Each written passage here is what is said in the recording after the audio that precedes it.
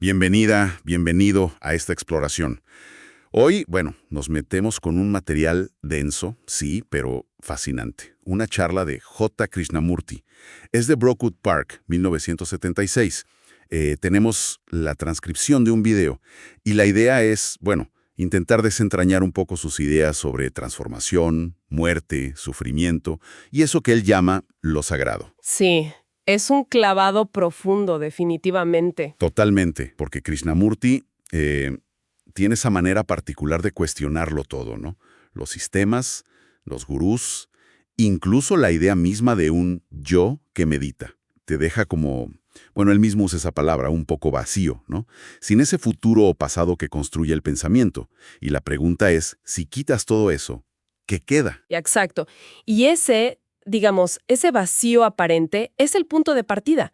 Justo cuando uno capta eso de que el meditador es la meditación. Pero ahí mismo, surgen las preguntas clave que él plantea. ¿Se acaba el sufrimiento? ¿Qué es amar de verdad sin el yo? Y bueno, la gran pregunta, ¿qué onda con la muerte? Uf, la muerte. Quizá la más, sí, la más universal y la que más nos cuesta mirar. Y Krishnamurti la encara, ¿verdad? Pero le da una vuelta. Desafía esa idea común de que es solo el fin de nuestra imagen, de nuestro ego acumulado. Dice que eso es como quedarse en la superficie. Y considera que la muerte de esa imagen del yo, o incluso del pensamiento que la crea, es algo, digamos, menor.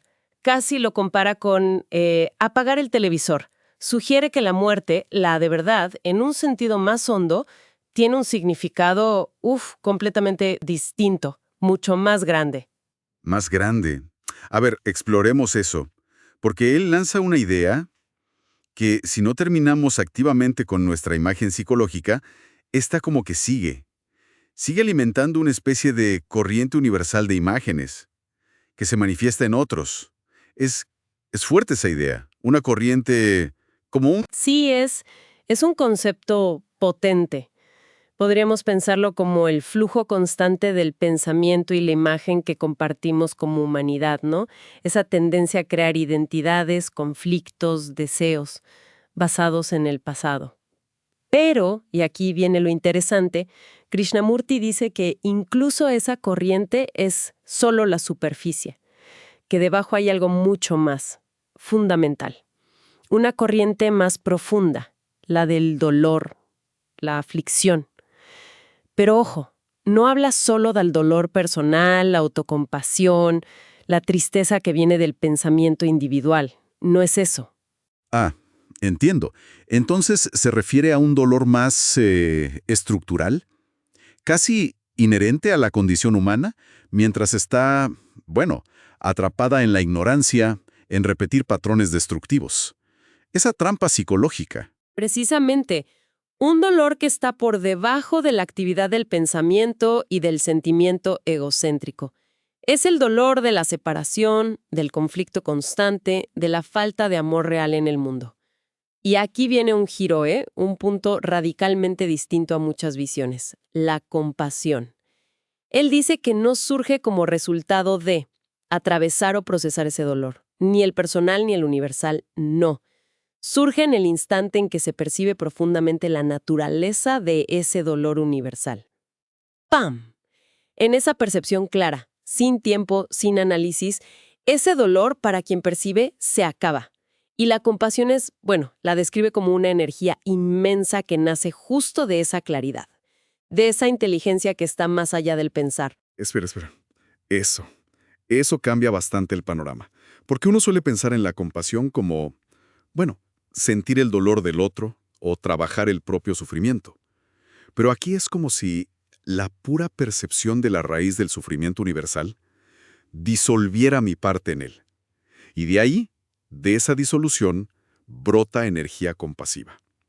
Entonces, la muerte profunda sería el cese de nuestra contribución a ese dolor universal, el fin de esa participación. Sí, exacto. Ese sería un aspecto clave de esa muerte psicológica más profunda. Pero Krishnamurti va incluso más allá de la compasión, que ya es una energía tremenda, transformadora. Él señala hacia lo sagrado. Y cuidado, no en un sentido religioso tradicional. Lo describe como algo intocable por el pensamiento, la memoria, el tiempo.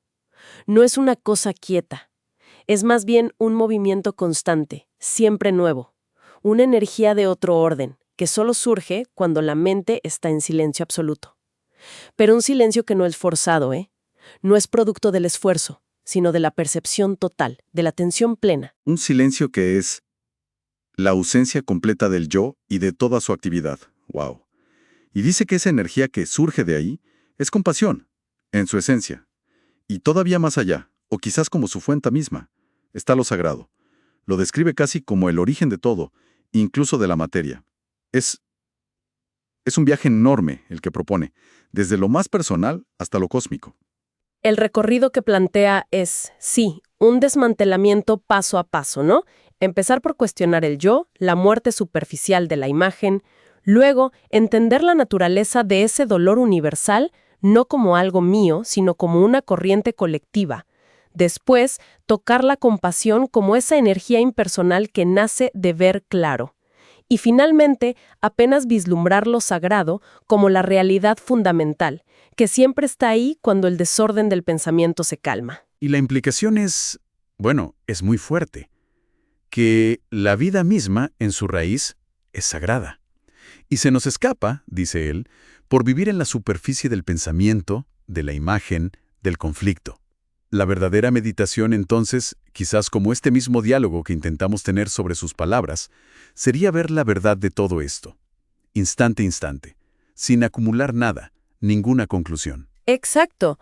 Y nos deja con esa reflexión final casi como una prueba para uno mismo, ¿no? Después de escuchar, de explorar todo esto, nos quedamos solo con el análisis intelectual, con cenizas de conceptos, o se ha percibido, aunque sea un instante, el perfume de eso de lo que habla. Él insiste mucho. No se trata de compartir información sobre lo sagrado, sino de que eso, ese estado de percepción directa, libre del yo, libre del tiempo psicológico, exista, que esté presente. Claro. Entonces la pregunta que queda ahí flotando no es tanto definir qué es lo sagrado, en teoría, sino cómo se vive, cómo se actúa en el día a día desde esa comprensión profunda de que la vida misma es sagrada. Una vez que las palabras, bueno, se aquietan un poco,